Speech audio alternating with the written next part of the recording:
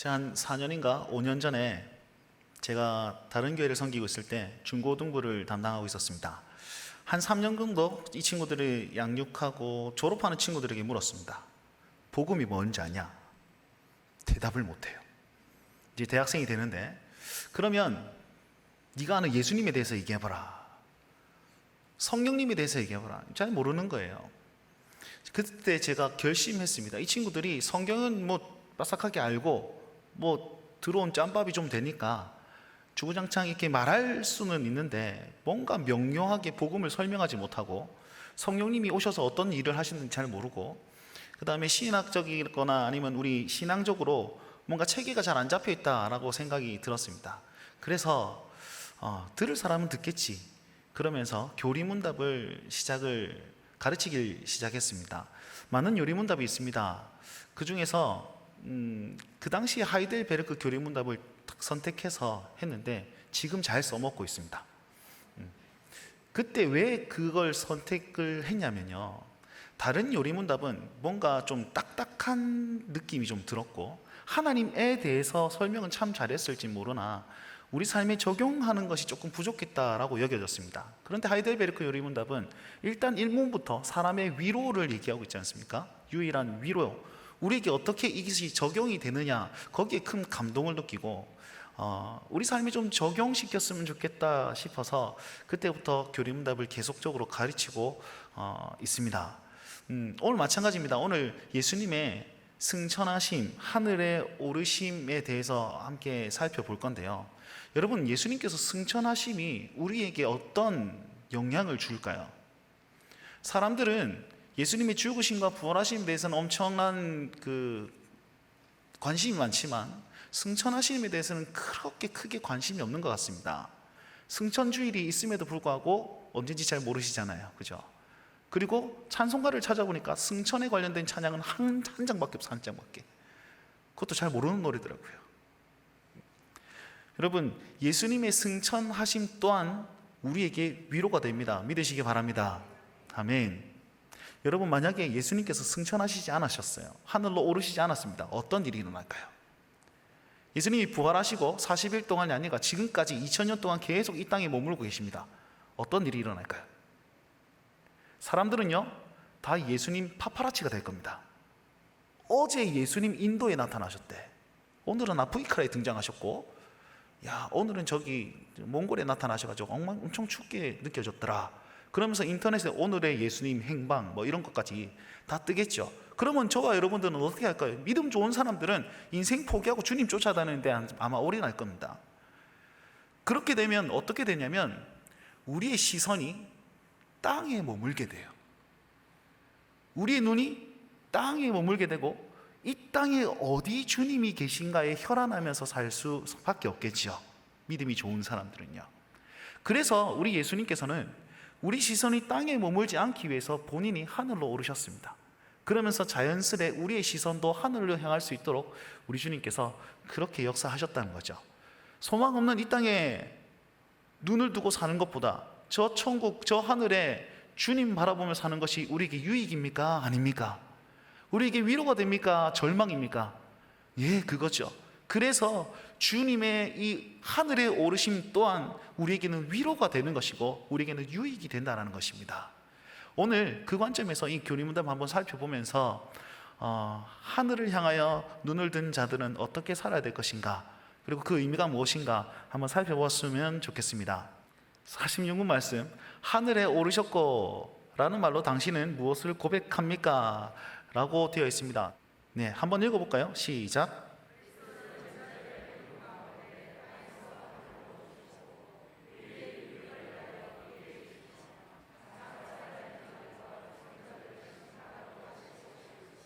네, 이 답을요 3가지 질문으로 나눠볼 수 있습니다. 첫 번째, 우리 예수님은 어디로 올라가셨습니까? 네, 하늘로 올라가셨습니다. 하늘로 올라가셨다라고 얘기하고 있죠. 이 하늘은 어떤 곳이냐면 지옥과 구별된 택함받은 자들이 머물렀던 장소를 얘기합니다. 다른 말로 하면 저 하늘에 내가 거할 어떤 영광스러운 공간이 있다라는 것을 얘기하는 것이죠. 이게 바로 우리에게는 거할 처소가 있음을 얘기하면서 자연스럽게 눈을 저기로 돌리면서 저것을 기대하게 만드는 우리의 유익이 되는 것입니다. 이해가 되시죠? 그리고 우리 예수님 두 번째 질문, 어떻게 올라가셨습니까? 답에 보시면 이렇게 나와 있습니다. 그리스도는 제자들이 보는 가운데 올라가셨다라고 했습니다. 제자들이 예수님 승천하시는 걸 보았다고 했습니다. 이 말의 의미는 무엇이냐면 우리 눈에 보였다는 거죠. 다른 말로 하면 영으로 올라가신 게 아니라는 거죠. 혹시 여기 영을 보시는 분 계십니까? 네, 큰일 납니다. 우리 제자들이 보았다는 것은 이 육체를 입고 올라가셨다라는 것입니다. 이것이 우리에게 왜 위로가 되는 것이냐면 이 육체를 입으심은 아하, 내가 천국에 올라갈 때에도 육체와 같이 올라가겠구나라는 그 믿음을 주는 것이죠. 여러분, 예수님은요 큰 계획이 있으십니다. 예수님의 구원의 완성은 언제 되시는지 아십니까? 예, 주님 다시 오시는 그날에 있습니다. 그러면 주님 다시 오시는 날 무슨 일이 일어나길래 우리의 구원의 완성이라고 얘기합니까? 주님 다시 오시는 날에 나중에 저기 그 육체의 부활에 대해서 교리문답이 잘 가르쳐 줄 겁니다. 그때 자세하게 배우시고요. 그때 되면 우리의 육체 또한 부활하시고 영과 육이 연합되어서 그 육체까지도 천국으로 올라가는 그런 일이 일어난다라는 것이죠. 다른 말로 하면 우리 구원의 완성은 우리 육체 또한 구원을 받는 그때에 정말 완성되는 것입니다. 그러면 지금은 불완전한 구원을 받았습니까? 아니요. 이미 완전한 구원을 받았지만 우리 육체 가운데도 육체 또한 하나님과 함께 연합되는 그것이 하나님 원하시는 제일 마지막 단계다라는 것입니다.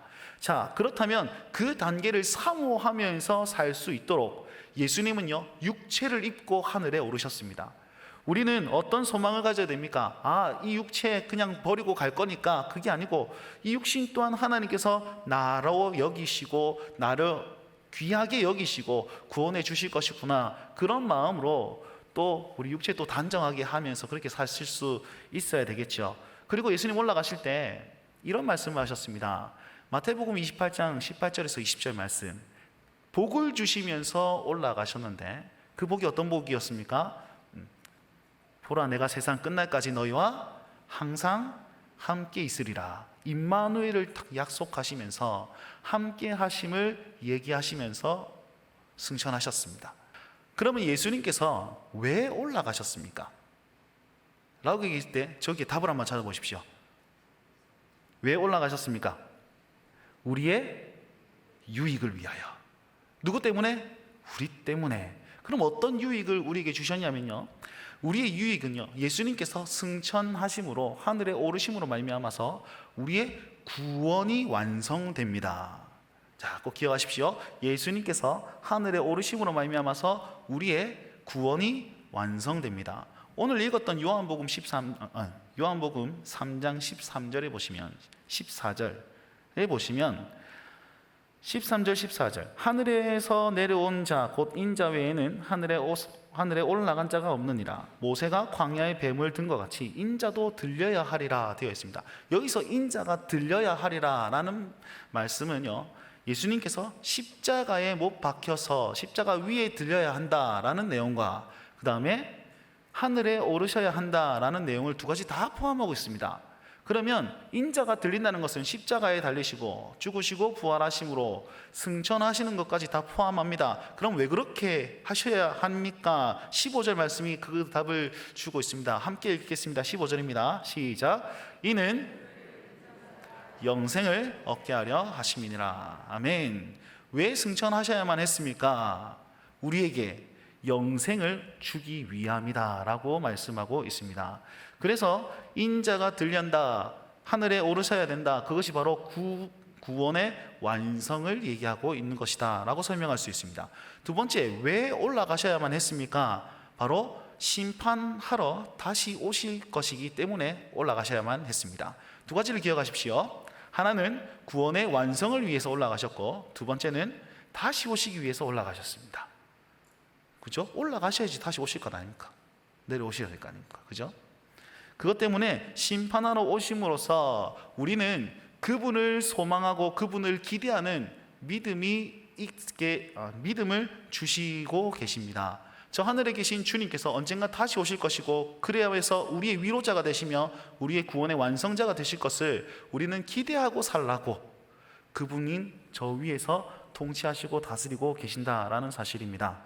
그래서 46문의 답은 우리의 유익을 위하여 거기 계시며 장차 살아있는 자들과 죽은 자들을 심판하러 다시 오실 것입니다 라고 우리를 위하여 그렇게 올라가셨다라고 이야기하고 있습니다.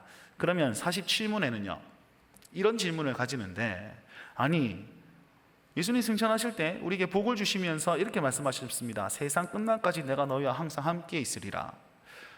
함께 있으리라 하시면서 가셨어요. 이게 무슨 말입니까? 네, 저희 딸이 6살인데 아침마다 유치원 등원하는데 늘 이렇게 얘기합니다. 엄마랑 같이 있고 싶어, 아빠랑 같이 있고 싶어. 그런데 선생님이 딱 차에서 내리는 순간 선생님 안녕하세요 책가방 메고 그냥 간단 말이에요. 도대체 그 말은 거짓말입니까? 무슨 말입니까? 예수님께서 가시면서 내가 너와 함께 있을 거다, 이건 말이 안 맞잖아요. 그럼 이 말의 의미는 어떻게 되나? 그것이 바로 47문 말씀의 문답에 이렇게 있습니다. 세상 끝날까지 우리와 함께 있으리라는 그리스도의 약속은 어떻게 되는 것입니까? 답을 한번 읽어볼까요? 답을 한번 다 같이 읽겠습니다. 시작. 여기까지. 네. 아니 함께 있겠다 하셨는데 어떻게 되는 말씀입니까? 라고 하는데 첫 번째 대답으로 그리스도는 참 인간이시고 참 하나님이십니다 라는 말로 답변합니다. 이것도 말이 안 맞지 않습니까? 신기한 말씀입니다. 그죠? 요 답은요 47문은요 예수님의 인성과 신성을 같은 것으로 여기고 답변하고, 그 뒤에는 예수님과 신성과 인성을 따로 떼서 설명함으로써 요 질문에 답을 주고 있습니다. 예수님의 신성과 인성을 같이 설명함으로써 이렇게 답하였죠. 참 인간이시고 참 하나님이십니다. 여러분 이 말은 어디서 한번 들어보셨습니까? 수요 예배를 열심히 성실하게 참석하셨던 분들은 조금 감을 잡으셔야 될 텐데, 잘 모르시면 저기 16문, 7문, 8문 그 어간에 보시면 참 인간 되시고 참 하나님 되신 중보자의 자격이 되신 그 예수님을 잘 설명하고 있습니다. 이 말은 무슨 말이냐면 여전히 우리 주님은 참 인간이며 참 하나님으로서 우리의 중보자가 되어 주신다라는 것을 설명하고 있습니다. 다시요, 예수님 승천하시면서 육체를 입고 올라가셨지 않습니까? 그러니까 참 인간이에요. 그리고 참 하나님이십니다. 그래서 저 하늘에서도 저 위에서도 여전히 우리의 중보자가 되셔서 거기에서 우리의 구원 사역을 돕고 계신다라는 것을 설명하고 있다는 것이죠. 그래서 보세요, 47문 말씀, 항상 함께하고 있는다. 근데 왜 가셨지 않냐? 거기에서 여전히 우리의 중보자로서 우리와 함께하고 있다라는 말을 그리스도는 참 인간이시고 참 하나님이십니다 라는 말로 설명했습니다. 이해가 되겠습니까? 네, 이렇게 아니면 피드백을 주시면 좋습니다. PPT도 안 나오는데. 두 번째 질문 한번 좀 띄워주시겠습니까? 네, 같이 읽어보겠습니다. 시작. 그의 인성으로는 더 이상 세상에 계시지 않으나 다음 그의 신성과 위엄과 은혜와 성령으로는 잠시도 우리를 떠나지 않습니다 라고 되어 있습니다. 자, 어떻게 설명하고 있죠? 예수님의 인성과 신성을 나누어서 설명하는데, 인성은 계신다 안 계신다? 안 계신다 라고 얘기하고 있습니다. 왜냐 하면 그 몸은, 예수님의 몸은 이미 무덤에 묻히셨지 않습니까? 아니 무덤에 묻히시고 부활하시고 같이 올라가셨지 않습니까? 지금 우리 곁에 계시진 않습니다. 그죠? 하늘에 계시죠. 몸과 함께 승천하셨기 때문에 그분의 육체는 우리와 함께 하지 않습니다. 그럼에도 불구하고 그분의 신성은 늘 함께 하는데, 이렇게 설명하고 있습니다. 그의 신성과 위엄과 은혜와 성령님은 우리와 영원히 함께하고 계신다라는 것입니다. 한번 설명을 해볼까요? 여러분, 우리가 이곳에서 하나님을 예배하고 또한 기도하고 찬송하며 주와 동행할 때 우리에게 은혜 주시는 분이 누구십니까? 하나님이시지 않습니까? 그리고요, 우리 이곳을, 내 삶을 통치하시고 늘 인도하시고 우리와 늘 함께 하시고 그러면서 우리를 도우시는 분이 누구십니까? 성령님을 통해 주를 알게 하시는 분이 누구십니까? 바로 우리 삼위 하나님이라는 것이죠. 여전히 그분의 사역과 그분의 통치와 그분의 손길은 여기에 여전히 있습니다. 그래서 그분의 신성은 우리를 떠나지 않습니다라고 설명하고 있습니다. 자, 그렇다면 우리는 그것을 언제 명확하게 느낄 수 있을까요? 주가 떠나지 아니함을 언제 이걸 명확하게 느끼냐면 우리가 성찬식을 할 때 이건 반드시 경험할 수 있습니다. 보십시오. 주님의 몸과 피를 내가 받아들입니다. 그러면서 주가 여기 계심을 늘 우리는 고정적으로 받아들이지 않습니까? 주님, 사람의 형상으로 옆에 있지는 않습니다. 그러나 그의 몸과 피를 늘 먹고 마심으로 우리가 그리스도의 지체로 한 몸됨을 기억하며 내 안에 예수 그리스도께서 함께 하시고 내 영을 먹이시고 마시어서 살찌우고 계시는 그분이 바로 여기 있음을 우리는 성찬식을 통해 늘 확인하고 있습니다. 그래서 성찬식을 행할 때에 여러분 이 메시지를 꼭 기억하십시오. 주님 내 눈엔 보이지 않으나 지금 나와 함께하고 계시고 우리 온 교회의 머리 되고 계시는구나. 우리가 그 믿음으로 살아야 되지 않을까 싶습니다. 자, 47문 문답은요, 예수님께서 어떻게 우리와 함께 하시는지를 알려주었습니다. 그러면 47문을 가만히 배우면 또 하나의 질문이 하나 떠올라야 됩니다. 왜냐하면 이 문답을 쓴 사람이 예수님의 신성과 인성을 나누어서 설명했잖아요. 그러면 목사님, 예수님을 신성과 인성을 따로 쪼개서 설명할 수 있습니까? 예수님은 어쩔 때는 하나님 되고 어쩔 때는 인간 되고 막 그러시는 분입니까? 따로 떼서 설명할 수 있습니까? 라고 물어볼 수 있겠죠. 그것이 48문입니다. 48문에 이렇게 얘기합니다. 그런데 그리스도의 신성이 있는 곳마다 인성이 있는 것이 아니라면 그리스도의 두 본성은 서로 나뉜다는 것입니까? 예수님을 따로 떼서 설명할 수 있습니까? 없습니까? 그렇게 존재하십니까? 안 하십니까? 이걸 물어보는 거죠. 그때에 48문 답은 이렇게 얘기합니다. 결코 그렇지 않습니다.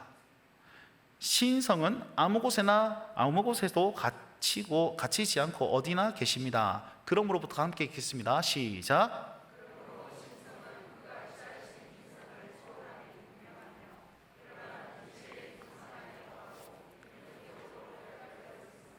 네, 이것을요 저는 이렇게 좀 설명하고 싶습니다. 어떤 분들이 계속 이렇게 얘기합니다. 하나님은 전지전능하시고 편지하시는 분이시고 막을 자가 없고 전지전능하시며 자유로운 분이신데 인간들이 하나님을 가두고 있다. 자유롭게 하실 수 없도록 뭔가 얽매게 만들고 있다. 그래서 하나님을 자유케 하라 이런 주제를 가지고 집회를 하거나 설교를 하는 사람들이 조금 있습니다. 저는 여기에 대해서 이렇게 말하고 싶습니다. 하나님은 전지전능하시고 어디에서나 계시고 자유로우신 분이시지만 그분은 그분의 자유를 선택하여서 그분은 그 안에 들어오셨습니다. 다른 말로 해볼까요? 하나님은 신성이 있으시고 여러 군데 다 존재하시지만 굳이 자기의 선택으로 말미암아 인간 되심을 선택하셔서 육체 안으로 들어오신 분이 바로 전지전능한 우리 하나님이십니다. 그렇기 때문에 하나님의 통치는요 마음대로 하실 수 있어요. 그러면 예수님 죽이지 않으시고 그냥 너 죄 없어 이렇게 하실 수도 있겠죠.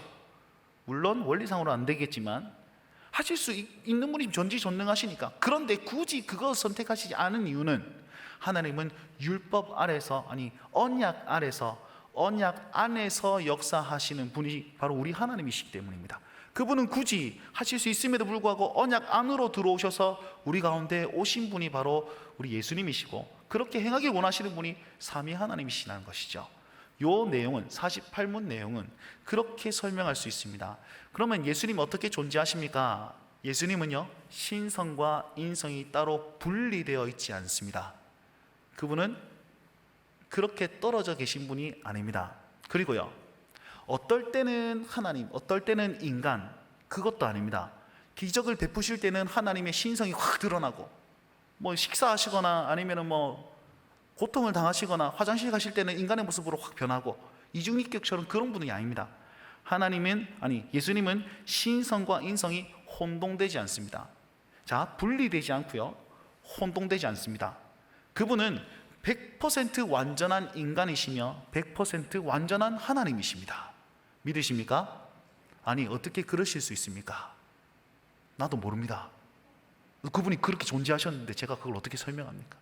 성경이 그렇게 얘기하셨고 이분은 완전한 하나님이시자 완전한 인간이라고 계시하고 계신데 제가 어떻게 그걸 과학적으로 설명해 드립니까? 나중에 천국 가서 만나보면 다 이해가 될 수도 있을 것 같습니다. 우리는 이렇게 믿으셔야 돼요. 그분은 완전한 인간이시자 완전한 하나님이십니다. 그렇기 때문에 우리 완전한 구원자, 중보자가 되신다라고 우리는 믿으셔야만 합니다. 이것이 48문이 우리에게 주는 답입니다. 마지막입니다. 49문 말씀 49문. 그렇다면 그리스도께서 하늘에 오르심은 우리에게 어떤 유익을 줍니까? 제가 49문의 답은요, 이때껏 다 설명해 드렸습니다. 그런데 49문 답을 보면서 복습한다 생각하시고 좀 정리하는 시간 가지셨으면 좋겠습니다. 자, 첫째 한번 읽어보겠습니다. 시작.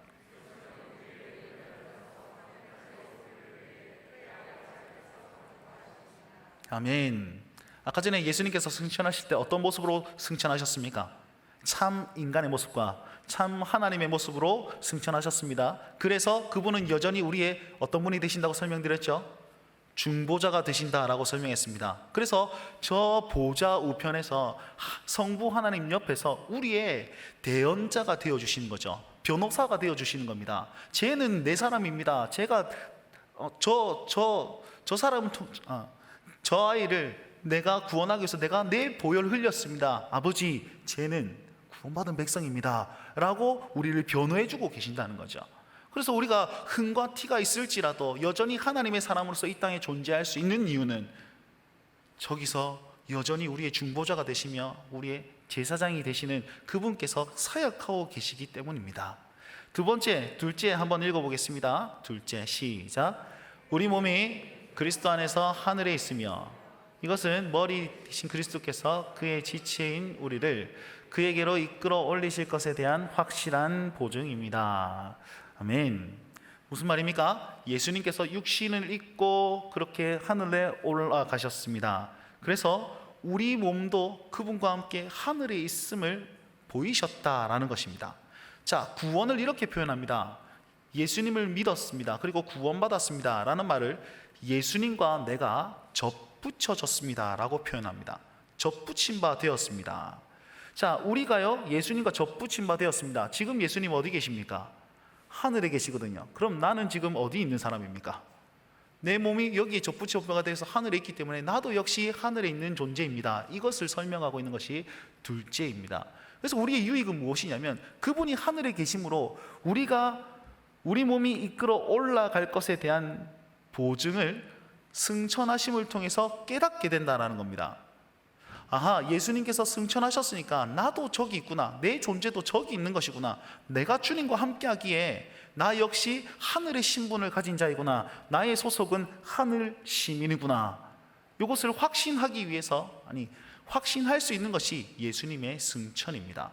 두 번째를 잘 기억하십시오. 내가 땅에 속한 자가 아니라 하늘에 속한 자임을 깨닫게 하실 수 있는 것이 바로 승천하심입니다. 마지막 세 번째 함께 읽겠습니다. 시작. 우리는 성령의 능력으로 말미암아 그리스도께서 하나님의 우편에 앉아 계신 위의 것을 구하고 땅의 것을 구하지 않습니다. 그렇게 고백하고 있습니다. 여기 보시면 성령님을 보증으로 주셨다라고 설명하고 있습니다. 여러분, 보증을 선다라는 것은, 보증이 된다는 것은 증거이지 않습니까? 이것은 일방적이지 않고 쌍방향이 같이 있어야 됩니다.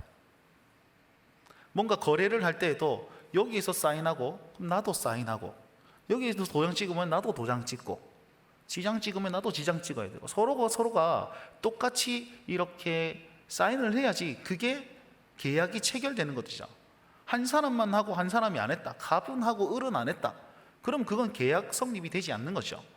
자, 여기에서 그리스도께서 하늘에 오르심이 하늘에 오르심이 우리의 육체가, 우리의 몸이 하늘에 있음을 증명하는 것이었습니다. 그러면 하늘에서 그것을 증명했다면, 여기에서 사인을 했다면 땅에서도 사인을 해야 될 거 아니에요. 그 사인을 누가 하시냐면 성령님께서 내려오셔서 그거 맞다라고 알려주시는 겁니다. 이해가 되십니까? 예수님께서 우리를 다 품에 안으시고 지금 하늘에 계십니다. 그럼 우리는요, 하늘에 있는 것만 있으면 지금 우리는 어떤 육이 땅이 아무도 안 보이는데 믿기 어렵고 힘들지 않습니까? 그래서 예수님은 성령님을 보내주셔가지고 너희가 하늘 시민이라는 것을 우리 마음 가운데 오셔가지고 그것을 확증해 주십니다. 이해를 하시는지 안 하시는지, 네, 이거죠. 그래서 예수님의 올라가심과 성령님의 내려오심으로 말미암아 계약 체결되었다, 이렇게 생각하시면 조금 이해가 편하실 것 같습니다. 그것이 바로 셋째의 유익입니다. 성령께서 보증으로 이 땅에 오셔가지고 이 땅에서도 우리는 하늘을 사모하면서 살게 만들고 하늘을 누리면서 살 수 있도록 우리를 돕고 계신다라는 것입니다. 이것이 예수님의 승천하심에 대한 유익 마지막입니다. 그리스도께서 계신 위의 것을 구하며 사는 삶은 성령님을 통해서 우리는 가능케 된다라는 것입니다. 자, 오늘 교리문답을 좀 정리를 좀 해봅시다. 예수님이 하늘에 올라가셨습니다. 이것은 우리를 위하여 오르신 것입니다. 그래서 우리는요, 이 땅에서 하늘을 꿈꿀 수 있습니다. 두 번째, 그래서 땅의 것을 보지 아니하고 하늘로 향하여 소망을 찾고 나아갈 수 있습니다. 그리고 나의 힘이 아니라 올라가심으로 말미암아 성령님을 내려주심으로 인하여 그 성령님을 의지하면서 이 땅을 하늘 시민으로 살 수 있도록 우리에게 만들어 주셨습니다. 그리고 하나에 빼먹었네요. 예수님께서 올라가신 것은 우리의 구원의 완성을 위해서 올라가셨다는 것이죠. 자, 그것을 기억하시면서 우리의 구원을 다시 한번 마음속에 새기고 삶에 새기시면서 하늘 소망 바라보면서 이 주님 시선을 하늘로 두고 그렇게 하루하루를 승리하며 사실 수 있는 우리 온 성도님 되시길 주의 이름으로 축원드립니다. 기도하겠습니다.